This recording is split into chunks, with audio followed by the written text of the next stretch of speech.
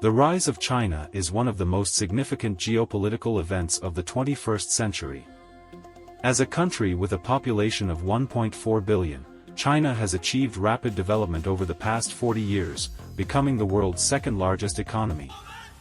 This rise is bound to alter the global balance of power and provoke concerns among other countries, particularly those led by the United States. So, why do Western countries fear the rise of China? Is this fear justified?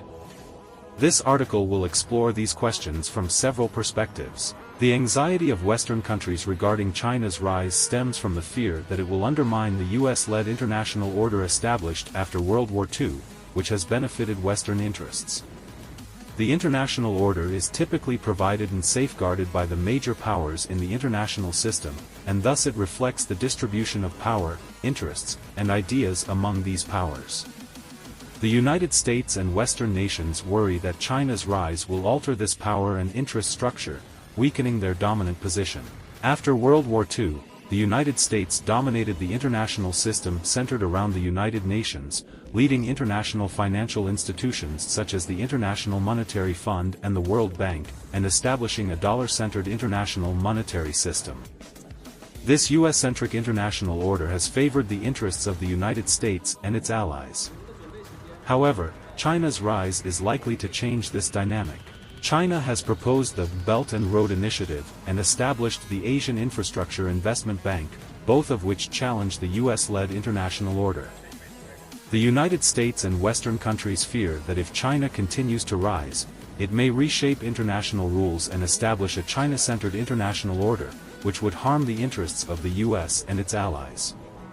Analysts in major US institutions and organizations seem to stubbornly believe that China will seek global dominance in the same way the United States has. This perspective suggests that if China were to acquire the resources currently held by the US, it would pursue an equivalent position of dominance.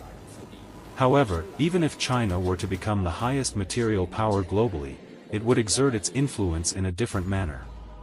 China's development path and values differ from those of Western countries. China advocates for peaceful development, opposes hegemonism, and promotes peaceful coexistence and mutual benefit among nations. Its foreign policy aims to maintain world peace and promote common development, rejecting all forms of hegemonism and power politics. China will not, and cannot, replace the United States as the new global policeman, nor will it engage in interventionism or regime change like the US. The goal of China's development is to achieve the great rejuvenation of the Chinese nation and improve the lives of its people, rather than seeking global dominance. U.S. foreign policy experts believe that the unipolar moment following the Cold War has ended and that the U.S. is experiencing a relative decline. They link China's rise to the relative decline of the U.S., viewing it as an inevitable outcome. However, scholars point out that domestic factors in the U.S. also contribute to this relative decline. The relative decline of the U.S. is caused by multiple factors. On one hand, the U.S. has engaged in excessive consumption for a long time, leading to increasing fiscal deficits, compounded by the impact of the financial crisis, which has weakened its economic power.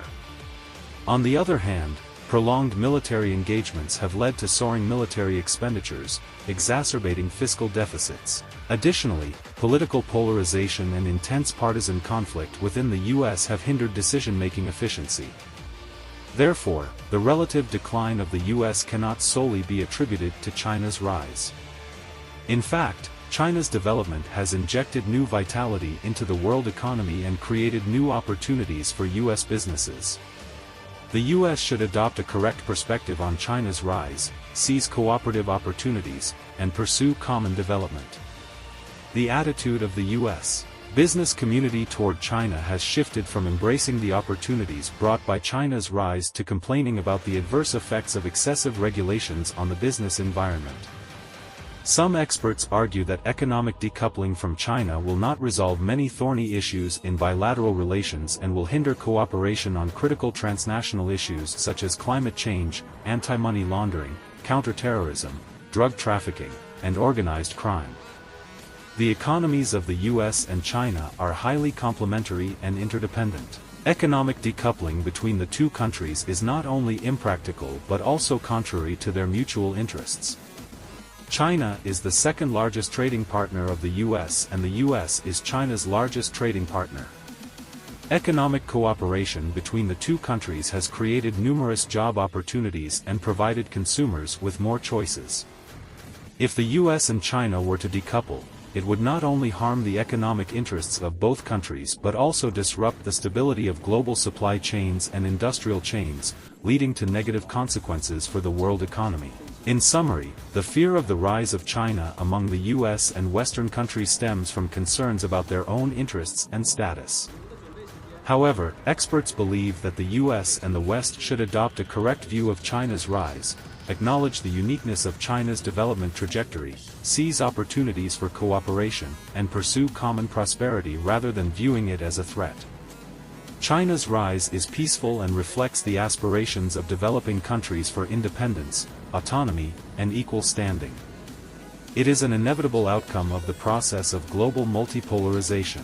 China's development does not threaten any country, rather, it injects new vitality into the world economy and contributes to the progress of human civilization. The US and Western countries should abandon Cold War thinking and adopt an open and inclusive mindset toward China's rise, working together to maintain world peace and promote the construction of a community with a shared future for mankind.